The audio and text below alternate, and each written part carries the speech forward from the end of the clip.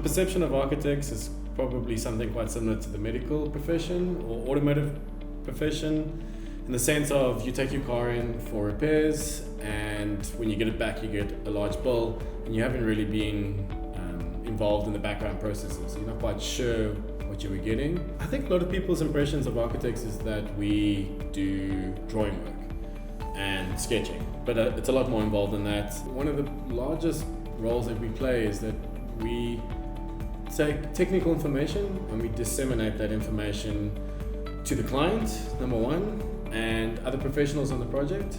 When we meet with clients, we're quite upfront about with them about what they're going to be in for in terms of budgets, what they can expect to spend. So we kind of guide them through the process, hold their hand, make sure that they're aware of everything that they can expect to spend in the process.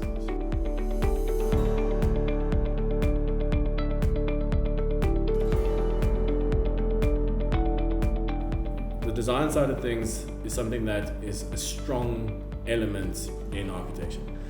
And I think when people think about design, they think about it as just being purely creative. And I think it's more to that. Design is really about using creativity for problem solving. It's about being able to think out of the box. It's about being able to interpret a client's brief. And it's about being able to follow that design through into technical aspects of architecture. The other side of architecture that comes in is the ability to kind of straddle this line between creativity and the practical side of things. So architects are people that come up with creative ideas and this ability to think out of the box, but at the same time we need to be very aware that whatever we're designing can be built and constructed and can be delivered as a product at the end of the day. The design process and the architecture process can be quite fluid actually, because we start off with a design intent, and then as the project moves through to site, problems arise due to real life elements on site, and we have to overcome those and make decisions as we move.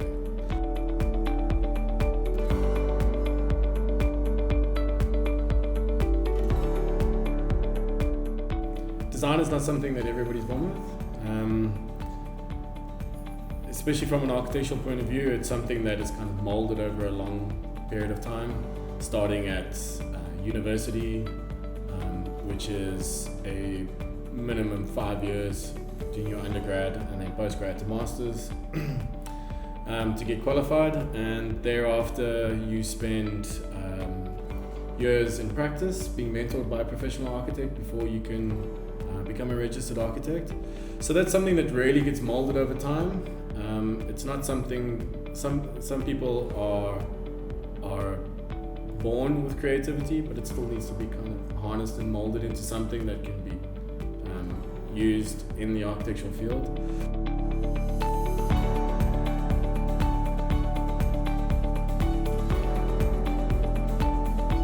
Not only are we involved right from the inception, the birth of the idea of the design, we also are there right through to the end and making sure that vision has been carried through right to the end.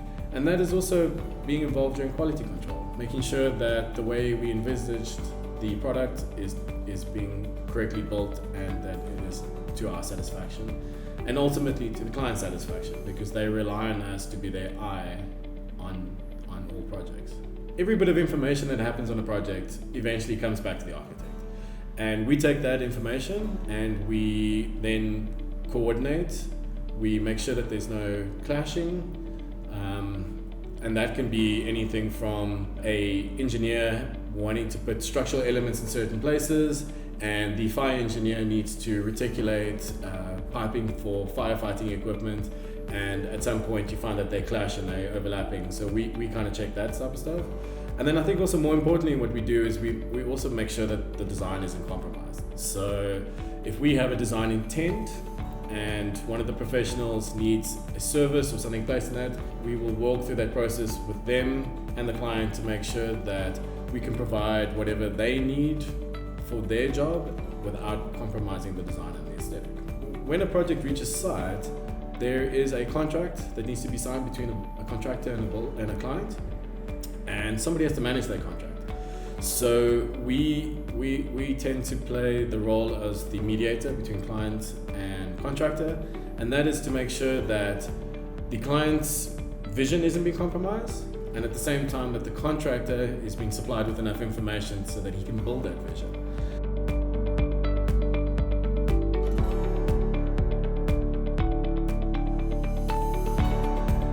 Yeah, so the role of the architect in the commercial sphere is not terribly different to the residential, except for the fact that in the commercial sphere, generally a developer client will present us with a site.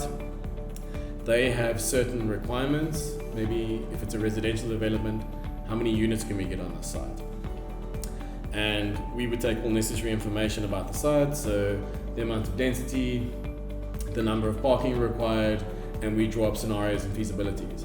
And we are able to, with again using the creativity as a problem-solving tool, to be able to produce a sketch or a design that we'd be able to go to a developer and say, well, based on what your requirements are to make this project feasible, we believe we can achieve these certain goals, and this is an achievable process. And then from that, they are able to take what we presented to them and produce a feasibility and make sure that that project is viable.